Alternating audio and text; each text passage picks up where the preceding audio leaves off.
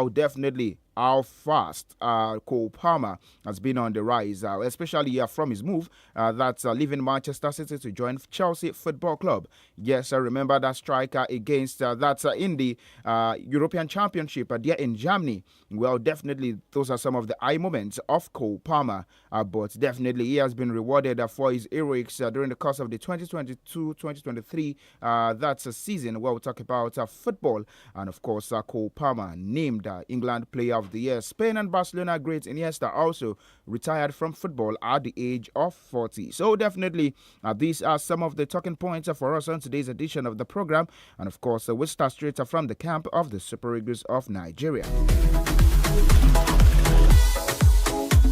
All right, the camp of the Super Eagles of Nigeria came alive following the arrival of more players yesterday. As it stands, 20 players are now in the team following the arrival of Captain William Troost Ekong. Demola Lookman, who definitely is in contention to win the African Player of the Year after his heroics also with his club side, that's Bergamo side, Atlanta in the UEFA Europa League final, as well as what he has done on the African scene as well. We'll talk about the African Cup of Nations that went down earlier this year and his continued form just as we started the 2024-2025 football season. Well, Calvin Bassey, Alexander Iwobi, Moses Simon, Arnold Laoluwa, the better boy for yesterday, where the players who joined up with the rest of the boys in the camp of the Super Eagles. Well, definitely, with all 20 players, they took part in the team's first training session yesterday. They had the practice pitch of the 𝐃𝐈𝐒 International Stadium there, and the Super Eagles will continue their preparation today for the 2025 African Cup of Nations qualifying fixtures against the Mediterranean Knights of Libya.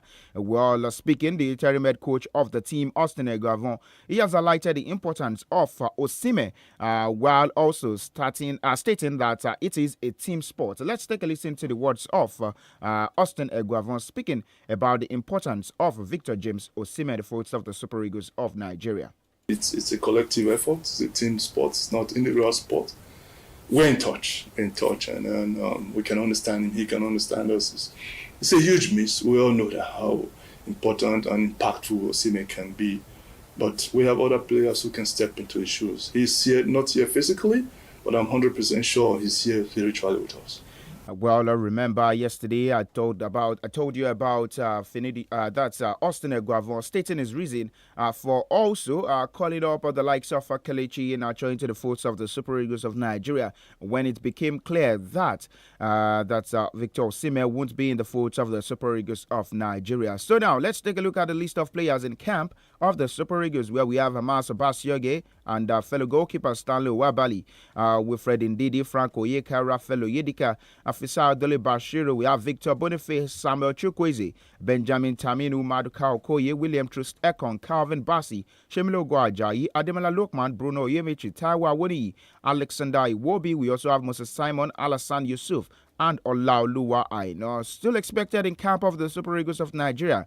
Well, a newly invited player, that's Chidera Ejuke, after 3 years of absence, as well as Kelechi Iheanacho, both of whom trade their game there in Seville. Well, these are the players, including Bright Asai Samuel, the players expected in camp of the Super Eagles of Nigeria. Remember, we will take on that Libya in our first leg, and that's at the Godus Akpabio Stadium there in Uyo later on Friday by 5 p.m. But let's move away from that also and quickly talk about the UEFA Women's Champions League games that went down yesterday before we go straight to the BBC Premier League update. Well, in the world of that's the UEFA Women's Champions League game that went down yesterday, 8-time winners Lyon, they got off to a winning start in the UEFA Women's Champions League, defeating Oluwatosin Demain's Galatasaray, where Khadija Diani, well, she got a brace for herself in that encounter, where, of course, Wolfsburg, 2-time winners, they didn't have the best start after suffered a 1-0 defeat in the hands of AS Roma, while goal in either half from Netherlands international, that's Kyle van der Ren,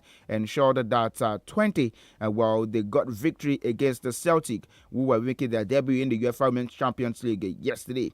Well, for Chelsea Football Club, 3-2, they defeated Real Madrid, and their defender, Lucy Bronze, says that their Women's Champions League victory over Real Madrid is a good start. but playing like that will not win them the competition. Remember, Chelsea were 2 times beaten semi-finalists, and of course, they still await that trophy that has eluded them in the recent years. Well, definitely you can remember that MIAs, she got Chelsea Football Club into the finals of the UEFA Women's Champions League, and of course, they were unable to lay their hands on that trophy, and that is one thing that has eluded Chelsea Football Club since their uprise there in the world of football.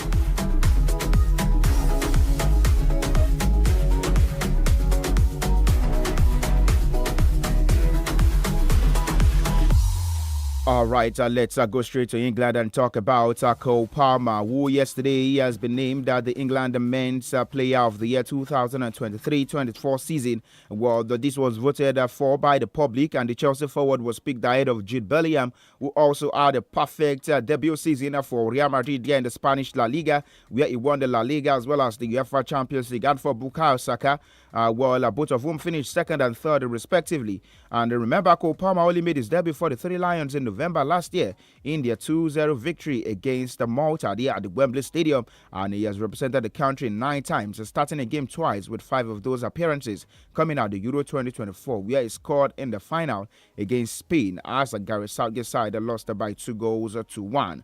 Well, for Cole Palmer, remember that he joined Chelsea Football Club also from Manchester City last summer, where he scored 27 goals in all competitions.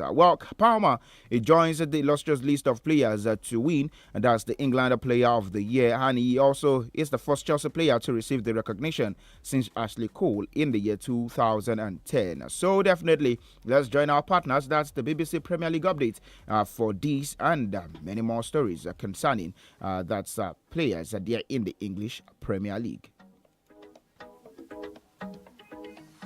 BBC Premier League update from the home of Premier League football. Hello, I'm Shabnam Yunus-Jewell at the BBC Sports Centre. Manchester City midfielder Jack Grealish said he believes he should have been part of England's Euro 2024 squad and was devastated to have been left out by former manager Gareth Southgate. Grealish has thanked interim boss 𝐂𝐿 for putting his trust in him after starting him in both games he's taken charge of. But this is what he had to say about Southgate's decision to not pick him for the Euros. I'll be honest with you, I didn't really agree with it because I felt like I didn't have the best season. You look at some players, for example, in my position, Phil Foden, Anthony Gordon, even, Jared Bowen, people like this, they scored a lot of goals, which I 100% agree with, but I just know that my game's not just about goals, I think I give so much more to the team. Meanwhile, Tottenham striker Dominic Solanke has said he always felt a second call-up to the England squad would come. Solanke's been named in the squad for the Nations League matches against Greece and Finland 7 years after his only previous call-up. No, I didn't think that wouldn't come around. It was the fact of keep doing what I'm doing and just keep playing well and scoring goals. And I always believed that I would get back here. So that was my mindset, and that's one of the things I was working towards. And I'm thankful to be back here now, and hopefully I can stay here. Chelsea forward Cole Palmer has been named the England Men's Player of the Year for 2023 and 24. He topped the public vote ahead of Jude Bellingham and Bukayo Saka. And Ipswich Town defender Axel Tuanzebe is expected to be out for at least a month after suffering a freak hand injury while doing the washing up. The DR Congo international cut his thumb deeply while he was washing the dishes last week. And for more football news from the BBC, go to bbc.com/football. BBC Premier League update from the home of Premier League football.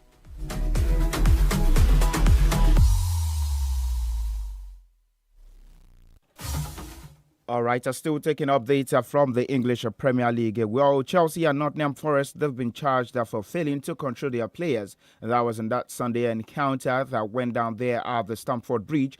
Chelsea and Nottingham Forest, they have been charged by the Football Association for failing to control their players after a mass confrontation during their Sunday's Premier League game. However, no action will be taken against Nicholas Jackson after the Chelsea forward appeared to slap external Forest and Murato as players from both sides clashed towards the end end of the match, which ended 1-1. Chelsea, they have until tomorrow to respond to the charge, and 3 players were booked following the clash. Williams, for Forest, and Cucurella and 𝐒𝐿𝐒 for Chelsea. And a total of 6 players were booked for Chelsea throughout the match, meaning they are subject of an automatic £50,000 fine after accumulating 6 or more bookings for the second time this season. Well, also let's move away from that, where the hierarchy of Manchester United, they met to discuss the development for Old Trafford, commercial and sponsorship deals, accounts, and future of manager Erik ten Hag.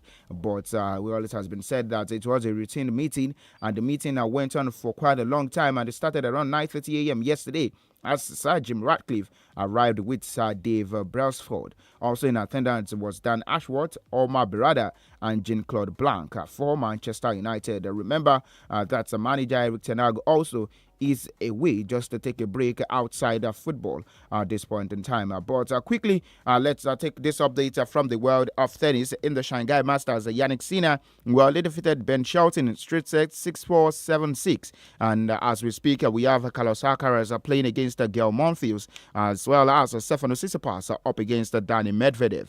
Well, in the One Open, we have Ali Baptiste, who definitely shocked Barbara Krejcikova by winning in straight sets 6-3, 7-5. Derek Skinner also through to the next round in 2-1, same as Lilia Putintseva winning by 2-1. But Arina Sabalenka, she defeated that Katerina Siniakova there in the world of tennis just in the early hours of today. But quickly, let's come back home to talk about Nigerian football. We had the Flying Eagles of Nigeria. They had a fuel of the Remo Star Stadium as they started their final preparation for the WAFU B Under-20 Championship. And all players took part in the exercise, which lasted for around 2 hours and was supervised by the head coach Aliyu Zubairu. The Flying Eagles will stay in Kenya for 1 week before traveling to Lome for the WAFU B Championship. And the defending champions will be drawn in Group B with Burkina Faso and Côte d'Ivoire. And the tournament will get underway on Thursday, that's October 17.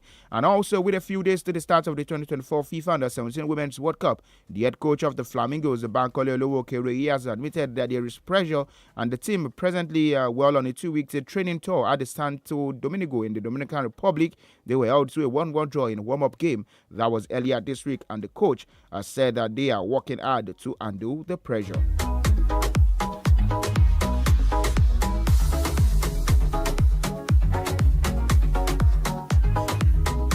All right, so lastly in Ibadan here, the Nigeria Premier Football League, they have made arrangements for Shooting Stars Sport Club fixtures against Enyimba Football Club of Aba and Rivers United of Port Harcourt. The Oluyole Warriors match the 6th tie against the Enyimba of Aba slated for this Sunday at the Lakers Salami Stadium will kick off by 4 p.m. and not 5:30 as earlier arranged. Also, the club's match day 7 tie away to Rivers United in Port Harcourt, which is a midweek fixture, will now hold on Thursday, October 17, instead of Wednesday, October 16. Earlier fixed for this match. This will be the size of the package on today's edition of the program Scoreboard in 15 with SAMIES, your sports captain. Till we meet again by 3:30. It's Scoreboard Reloaded. I am SAMIES, your sports captain. I say do enjoy the rest of the day, and bye for now.